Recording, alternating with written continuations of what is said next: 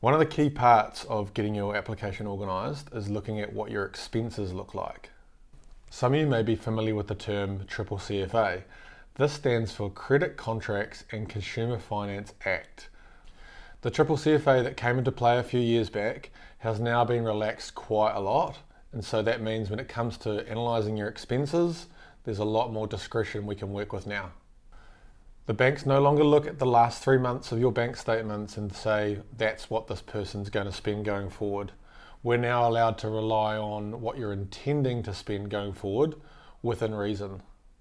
Some of your ongoing commitments like transport and groceries costs and rates and insurance, those are costs that generally you can't really change too much. But there are some expenses which we call discretional, which are really your choice, and those are the ones we can dial up or down for the application depending on what you're intending to spend.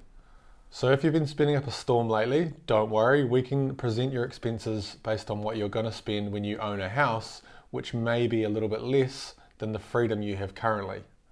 There are some expenses that we can't exclude if you've been shown to be repeatedly spending in those categories in recent months.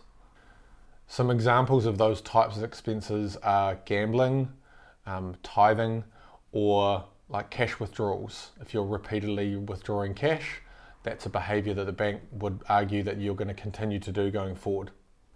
If you have some anticipated changes like childcare costs, which is a big one, you may be coming out of an expensive childcare cost period and that may be about to reduce, then we can use the anticipated change as the expense that we put in the calculator for the bank as well. So that's going to bring your expenses down and make your affordability stronger. The last thing to keep in mind is that the banks have what we call benchmark expenses.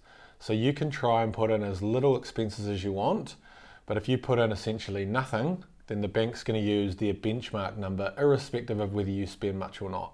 So for some people that works against you slightly, but for other people it works out to be pretty similar to what we would normally present anyway.